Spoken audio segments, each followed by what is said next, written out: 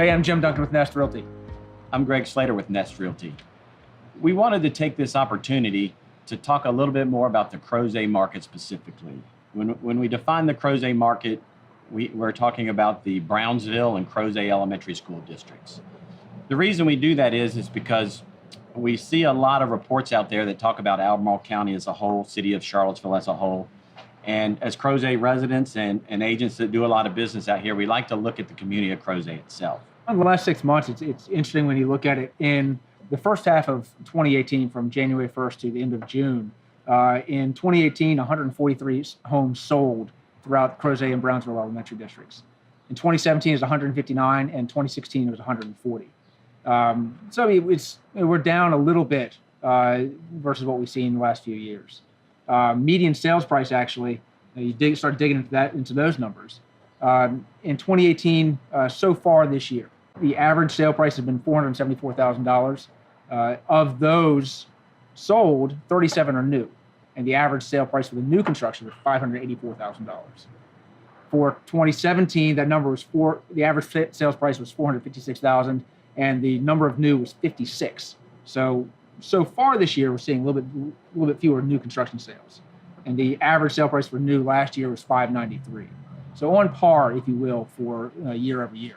The neighborhoods that have been selling with the most volume in Crozet are going to be Old Trail, is the largest neighborhood we have, but then the W's: Waylands Grant, Western Ridge, Westlake, Wickham, and Highlands, which kills the W. Looking at the sold data is looking at transactions that happened several months ago and that have already closed. One of the things I like to do is look at the contracts. It's a little more current and can help us understand what's going on between resale and new, because new construction contracts stay off the market longer. They take longer to close because the home needs to be built. So if we're looking at the contracts year over year for the first half of the year, Crozet saw a slight decrease of about 4%. But if we break that out to new and resale, what we'll see is the resales were off about 11%, while the new construction was only off about 6%. If we look at those sales as a percentage of new versus resale, those new contracts accounted for 39% of the activity in Crozet. And on that, real quick, you're looking at the number of contracts or homes under contract right now in Crozet. July 18th, there are 90 homes under contract right now in Crozet. 69 of those are new construction, which I thought was a fairly staggering number when you look at the number of contracts going forward. Yeah, if you unpack that a little bit, it's because those homes have to be built, right? Mm-hmm. A lot of the people that bought in the spring resale are closing now.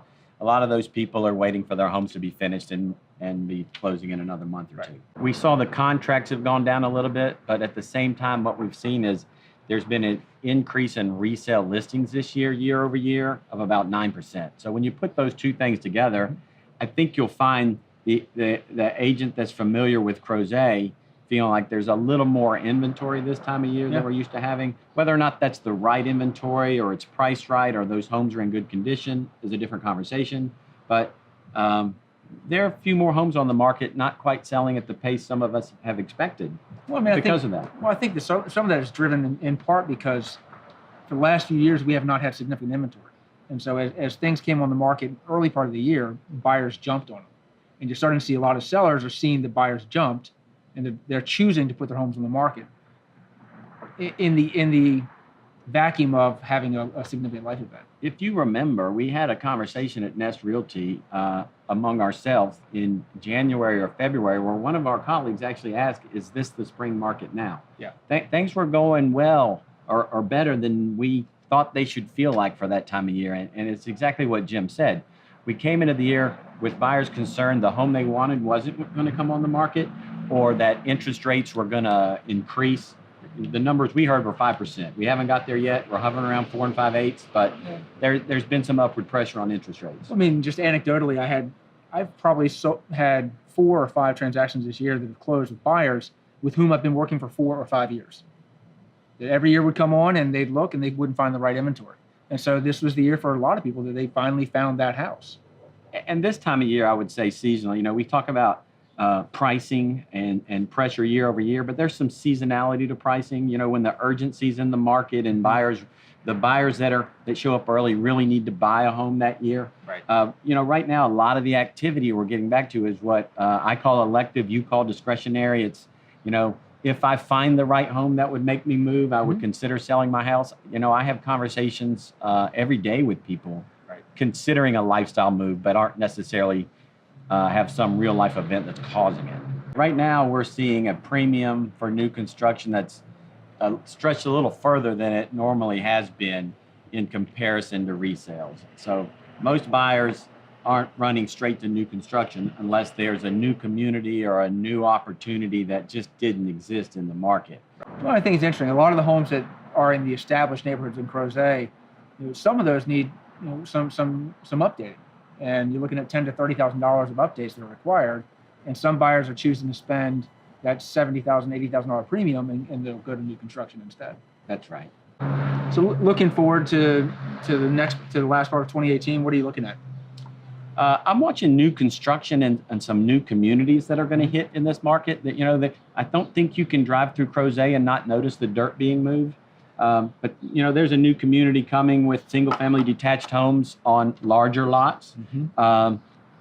That's in demand, and it should come in at price points that should cause some activity. And when we talk about the percentage of sales going to new as a home seller, it's easy to compare to the other resales that sold. Right. But sometimes it's hard to understand what the builders are doing and how they're taking buyers off the street before they even get a chance to consider your home. Well, I think from a resale perspective, you need to be cognizant of the fact that new construction is your competition. There's no question. And being aware of that pricing and how you're situated is critical. So I think my answer with almost every one of my clients, buyer or seller, is it depends. Every situation is very, very dependent on what your life choices are and what the neighborhood is, et cetera. Some of those new communities that we're looking at, the apartments that are coming, so right back there, the View, 125, 126 apartments there. The Summit and Old Trail, going to bring another 150 apartments, something like that. So it's going to be interesting to see what impact that has on the market as well.